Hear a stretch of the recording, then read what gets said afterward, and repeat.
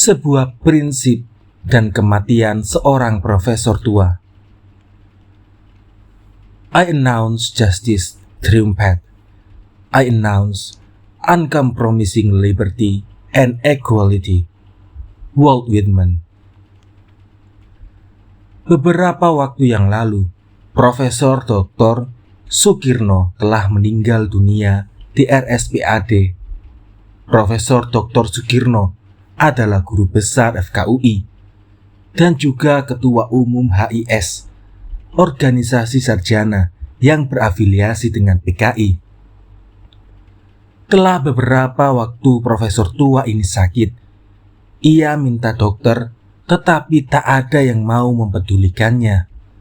Baru setelah beberapa minggu dan sakitnya sudah amat parah, ia dipindahkan dari penjara ke RSPAD. Di sana ia meninggal dunia sebagai seorang tawanan politik. Setelah hampir 3 tahun di penjara tanpa pernah diadili.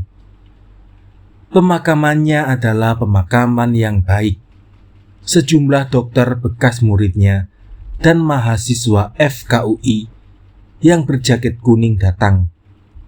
Mereka mengantarkan jenazahnya ke tempat terakhir. Pemakamannya menunjukkan bahwa persahabatan dan rasa hormat dari murid-muridnya terhadap profesor tua ini lebih besar dari prasangka-prasangka dan slogan-slogan anti-komunis yang telah ditanamkan di tanah air kita. Belum lama berselang, Ketua Mahkamah Agung Subekti SH mengatakan bahwa status tahan yang terlalu lama bagi seorang terdakwa menusuk rasa keadilan dan melanggar hak-hak asasi manusia. Pendapat Subekti ini amat tepat, karena manusia Indonesia sejak merdeka terlalu senang melupakan nasib para tahanannya. Bertahun-tahun orang ditangkap tanpa pernah diadili. Kemerdekaan manusia dirampas begitu saja, seperti orang pencopet menjamret arloji mangsanya. Tahanan-tahanan ini ada yang mati di penjara tanpa dipedulikan oleh negara kita, negara yang berdasarkan perikemanusiaan dan ketuhanan yang Maha Esa.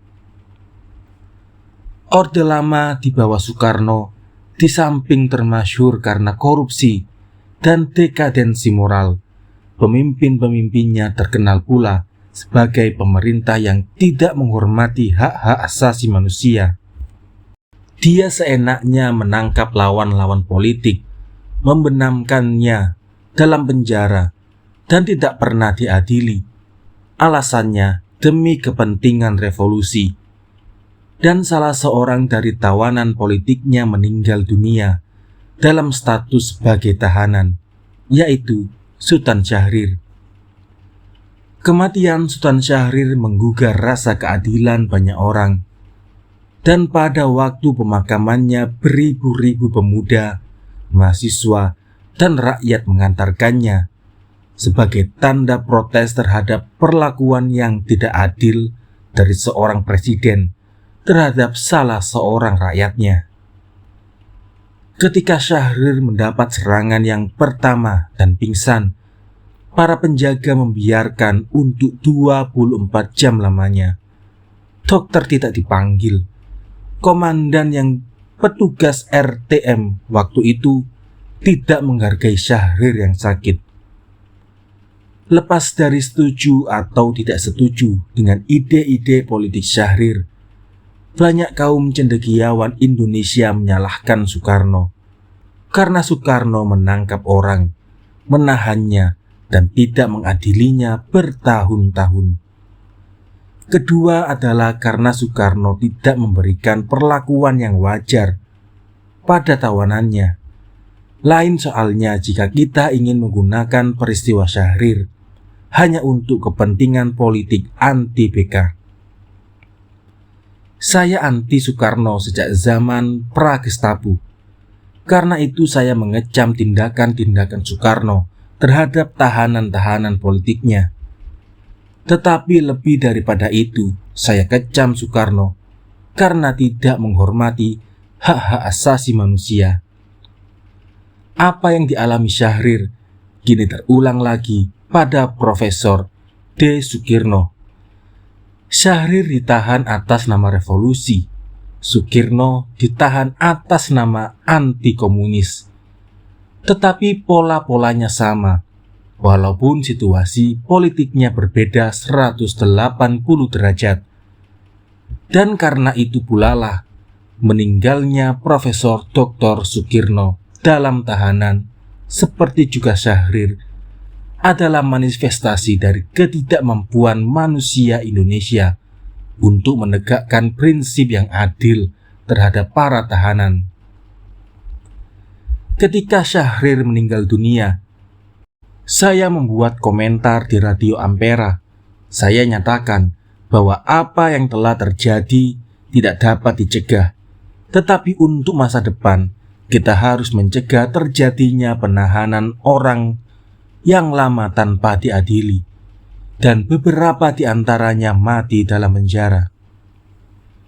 Kematian Profesor Dr. Sukirno telah terjadi dan juga tak dapat dicegah. Yang dapat kita lakukan adalah memikirkan perbaikan perlakuan terhadap 80.000 tawanan politik Orde Baru yang kini ada di penjara-penjara dan kamp konsentrasi di seluruh Indonesia, agar kepada mereka pun prinsip-prinsip yang adil dijalankan, agar tidak terulang lagi Syahrir-Syahrir baru, Sukirno-Sukirno baru yang mati di penjara karena bertahun-tahun tidak pernah diadili. Jika mereka memang bersalah, adililah mereka dan hukum, kalau perlu hukuman mati. Tetapi yang tidak bersalah supaya dibebaskan. Mereka adalah manusia, punya istri, anak, orang tua, dan sahabat yang mengharap-harapkannya.